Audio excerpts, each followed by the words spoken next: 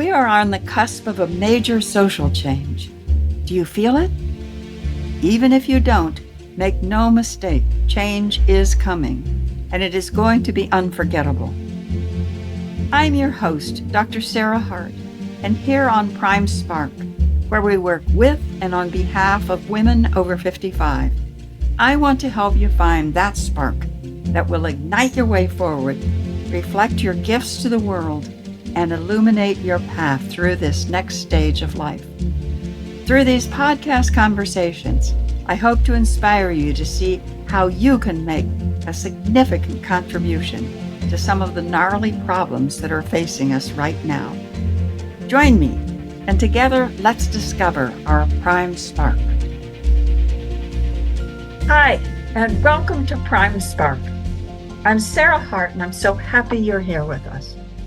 Prime Spark is designed for women over 55, or close, with a goal to help us all live our happiest, most fulfilling and productive lives, now and in the future. The mission of Prime Spark is to change the way our society sees and treats older women. That's a big mission, which only means we all need to be involved and we need to get going now. And today I have the pleasure of talking with Tina Davidson, a woman whose writing I greatly admire. Tina Davidson, a highly regarded American composer, creates music that stands out for its emotional depth and lyrical dignity. Lauded for her authentic voice, the New York Times has praised her vivid ear for harmony and colors. Her memoir, Let Your Life Be Broken, Life and Music from a Classical Composer, is available from Boyle and Dalton. Her memoir chases the extraordinary life in equally lyrical language, juxtaposing memories, journal entries, notes on compositions in progress, and insights into the life of an artist and a mother at work.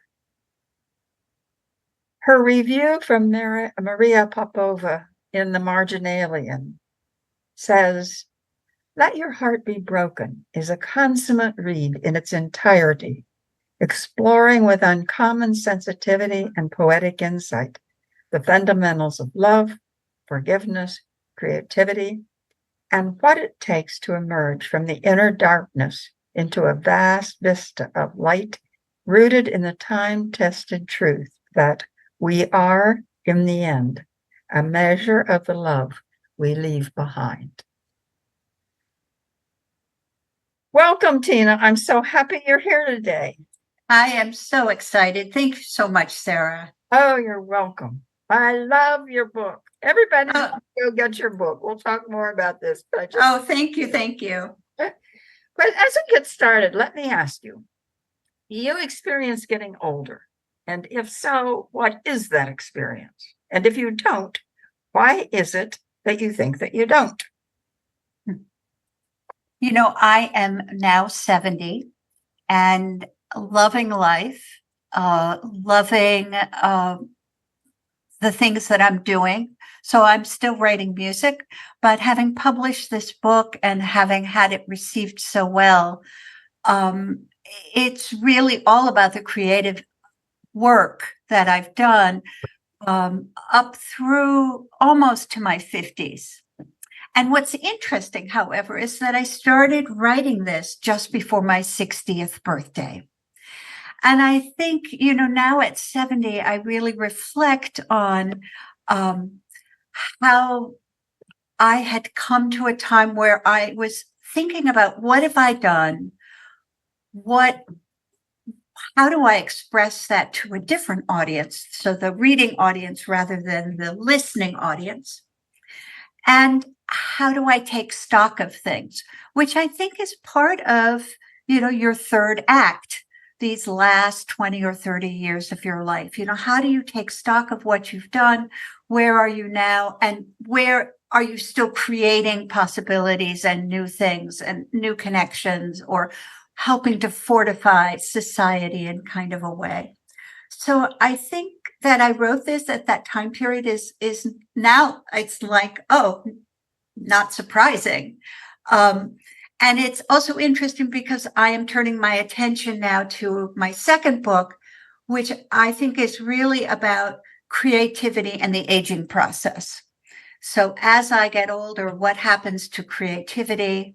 How do I express myself? How do I continue to value myself, especially in a world, as you said in your introduction, that is very ageist and does not count older people, particularly women, in being representative of part of life. They sort of, they kind of say, oh, you got to be 70 or 65 and you kind of drop off the edge of the flat world, right? They still have the flat world in mind when they think about aging, not, this circular thing where you always are meeting the new and the different, that the age, young and old come together in a circle, but on a very flat surface.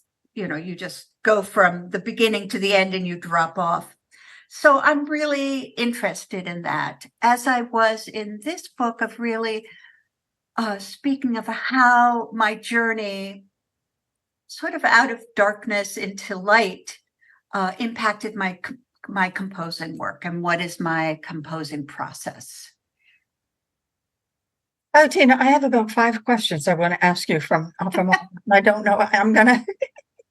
I think what I'm going to say, because it's top of mind, is I love that image of our society with a flat earth that is actually a very youth-oriented flat earth.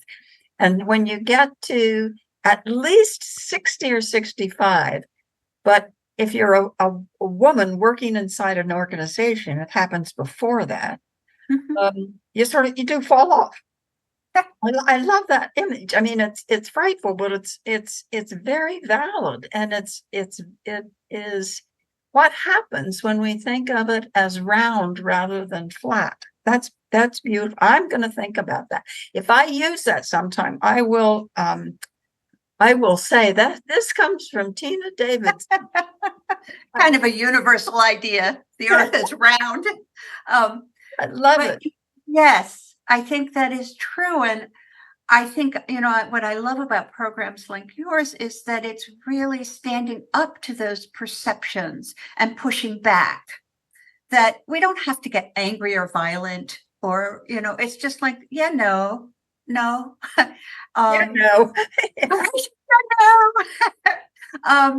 And to continue showing up. Here I am. This is what 70 looks like. This is what it's about. 70 comes in all sorts of shapes and sizes, and this is one of them. And I don't want to be called youthful. I want to be called 70 because that's what I am. Yeah, I have to be very careful because I can get really annoyed about the gendered ageism in the society. And I agree with you. I think that we can do our work without getting nasty about it. And what we have to do, in my opinion, is just step out and be who we are and demonstrate what it looks like. Yes. That we don't fall off the edge of the earth. This is the new normal. One of the things I say in a talk that I sometimes give is 60 isn't the new 40. We are the new 60. Oh, nice. We are the new 70. We are the new 80. We are the new 90. So I don't want to be, nobody would look at me and say, see that younger woman. Right. I'm not a young woman. And I'm okay with being older. And I think we all need to be okay with being older. Yes. We are. And I sometimes rail against people who want me to change older to mature or wise or something. And say, well, I know lots of young people who are really wise and who are really mature. And I know lots of old people who aren't. So I don't think that works. Right. And somebody said to me, "Oh, you're 70 years young." And I'm like going, I don't know. I just want to be who I am. And I want people to see who I am, not see me, not see me. If they don't see me, I'll probably, do a lot of gesturing so that they do see me. And I think, you know, as you look at your career, if you want to stay in it, and certainly the arts have a very long sense of what the career is. There really isn't a sense of retiring from your career if you're an artist. You may stop doing as much, or you may even stop, but you don't really consider it a career in sort of classical terms as something that artists, they got to be 60 and they stopped doing it. It's sort of a lifetime process. But certainly, especially in my field, they're really going after younger composers, and that's the nature of the beast. I'm just here to say, hey, here I am. I'm not retiring, and I'm finding new ways to get back to what I consider the truth of my work. Did you, as a classical composer, experience gendered ageism or sexism before you were older? Oh my God, yes. Oh my gosh. Duh. Yeah, I mean, I used to get really angry about it, and now it's just like, and I say to younger women, I said, especially if you don't go through graduate school and sort of have the male mentored education, you can find yourself without certain kinds of contacts. But I always say to artists, if the front door isn't open, break in through the back, find a way in. Don't expect the front doors to be open to you. Even with all the credentials and being male, the front door might not be open to you. It's possible.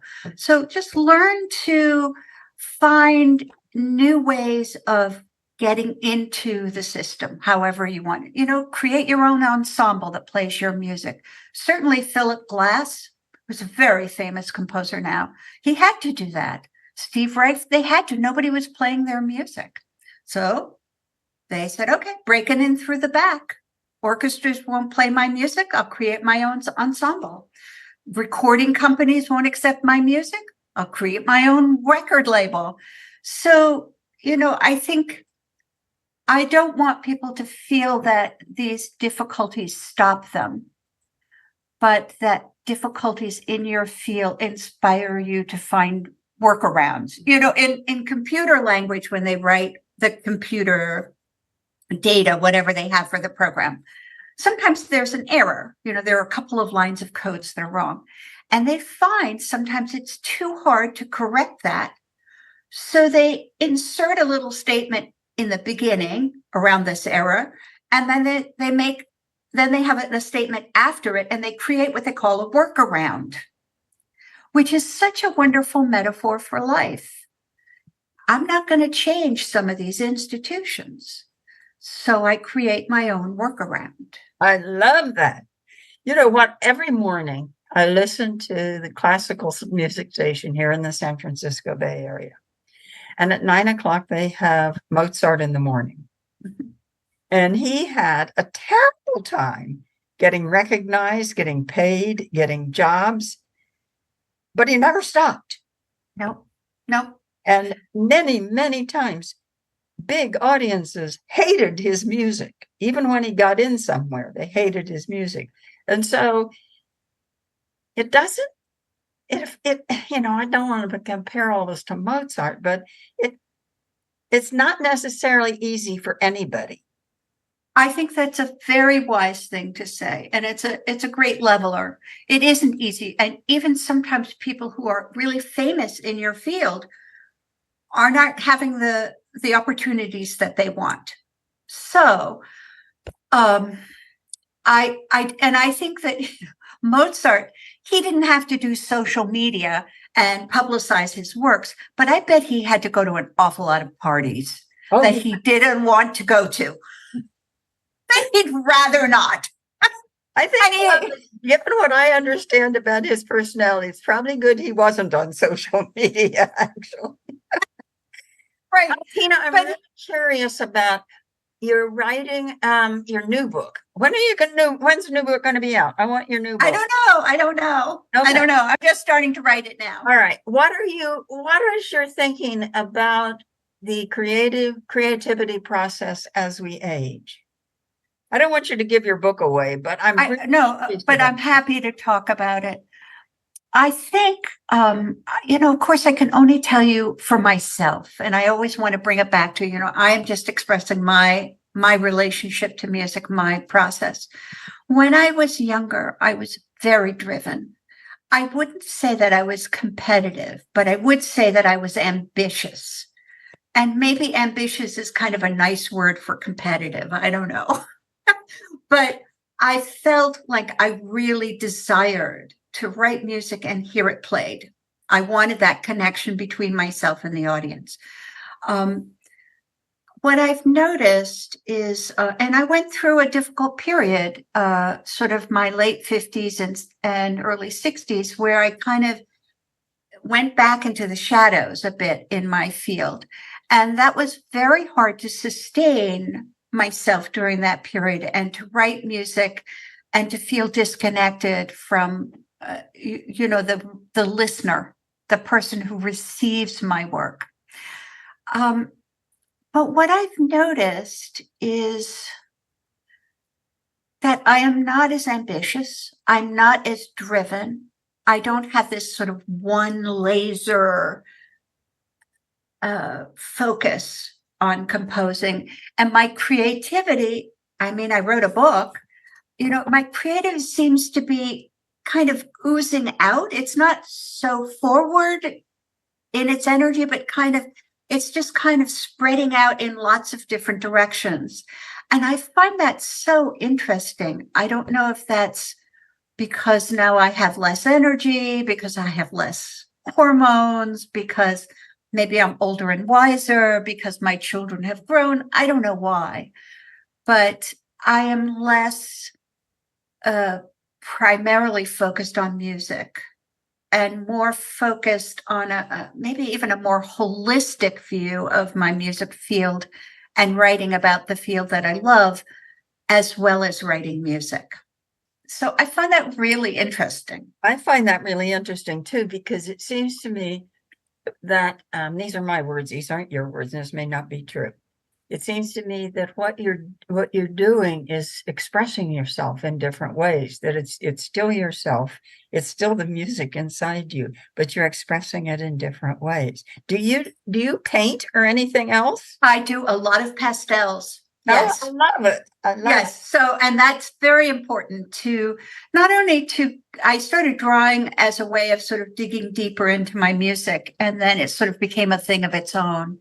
I make a lot of crafts. I love having things in my hands. So I do a lot of knitting and a lot of crocheting, and I love recycling things. So I take apart sweaters and reuse the wool, So, yeah. Okay, so let's get back to this wonderful, wonderful book. Let Your Heart Be Broken. Could you read us a little bit of this book? People, it is an absolutely gorgeous book, and I want people to get a flavor of it. Oh, thank you. So I'm going to read what I call the overture. I'm just going to read a little snippet of it. It's the title of the chapter is called Memories Passage. And I think the book is really sort of the journey of how I reconciled myself to some of the very difficult things that happened to me as a child. And that's, the idea of letting your heart be broken. Your heart is going to be broken 100 times in your lifetime anyway, by small and large things. And it's just sort of allowing yourself to go through that process. But the idea of going back into memory and trying to understand the fundamentals about yourself so that those things aren't impacting you or harming you anymore. So I write, the way back into memory is circuitous. The path crosses dead ends, startups again, and changes direction. Darkness opens up to light, colors kaleidoscope, and shapes are broken to 1,000 patterns. The price of forgotten memories is costly. My puppeteer of darkness is cruel. He perpetuates false beliefs and forces reenactments I cannot control. The miracle is light. The miracle is that we rise again out of suffering. The miracle is the persistence of the soul to find itself, to look hard into the darkness, reach back, and grasp remnants of ourselves. The miracle is that we create ourselves anew. So that sense of us being in charge of our own creation, regardless of what has happened to us in the past, and as to aging, regardless of what age we are, that the miracle is that we are constantly recreating ourselves anew and bringing light into our lives. Hopefully we're doing that. Yes. Yes. Yes. You have to, it's hard work. It is hard work. So Yes. Let Your Heart Be Broken is the title of the book. And does that refer primarily to when your heart was broken as a child, or does that go throughout the book? I think it's a life experience. And that quote was from Stephen Levine. And he was asked the question, what is the meaning of life? And he answered, let your heart be broken. And he says, I think the meaning of life is to let your heart be broken. And then I write, the heart, the round sphere of your being, let your heart be broken. Allow, expect, look forward to the life that you have so carefully protected and cared for, broken, cracked, rent in two. Heartbreakingly, your heart breaks. And in the two halves, rocking on the table, is revealed rich earth, moist, dark soil, ready for a new life to begin. That's beautiful. So that idea that I think we're many times in our lives at crossroads. You know, your last child leaves the house and your heart is broken because you'll never be that parent again. And it's kind of those moments for me where I had to stop and allow that grief to be with me so that I could find the good things about that and move on. It's sort of like you stop resisting. You stop trying to bury your stuff because it comes back and haunts you. Darkness is a cruel puppeteer. It can make you do things that you can't even control because of those unprocessed issues. And for me, having gone through that just gave me more to write about in my music. So I was constantly sort of taking that sense of processing my past or processing where I was and putting it right into my music. I have a piece called Dark Child Sings, and it's about that dark child, that little lost child in me, allowing that child to come forward and to sing, to speak, to be seen. That's wonderful. I wonder if we all have. I bet we all have a dark child within in some way, shape, or form, because being a child, some people have had certainly much more difficult childhoods than others, but all of us started out very small, and it's very small in the world. Right. And without agency and totally dependent. And yes, that has to be a scary place. At some level, that has to be a scary place. When you were talking about Stephen Levine, is that from his Death and Dying, or whatever the name of that yes, was? Yes, Meetings at the Edge. Oh, that's just wonderful books, just amazing books. Yeah. It's a wonderful book. And the second thing when you were talking, I think of is it's totally different. The Leonard Cohen, the cracks. Yes. The cracks are where the light comes in. Right. Yeah. Yep.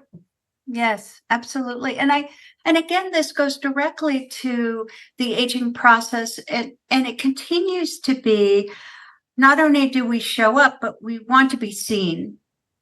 We don't have to have a party thrown for us, but we don't want somebody to see through us or pretend we're not there. We want to, we're not taking over governments or trying to make a big fuss, but we want to be seen and counted for the gifts that we are giving. Yes. I actually hope that some of us are wanting to take over governments. Me too. I don't want to, but I hope some of us women are, because I believe we need women. Yes. Well, and the thing is that there's a wonderful composer, Pauline Oliveras, and she wrote a book, and her plea to the music world was that if you consider that men have been writing this music, that classical music is sort of a male aesthetic, we're wanting to hear the other half of the whole. It's like we're missing something. All of society is sort of missing those voices of the other half. And I think we're starting to understand that much more in terms of diversity and gender differences, is we're starting to hear that there is a lot of different voices, and we need to hear the multiple voices. That would be a wonderful image to figure out how to incorporate, because it seems to me that some of the pushback from, I'm just going to say, older white men, has to do with the fear of losing power. And if it could see it as the other half, it's not taking over your half, it's the other half.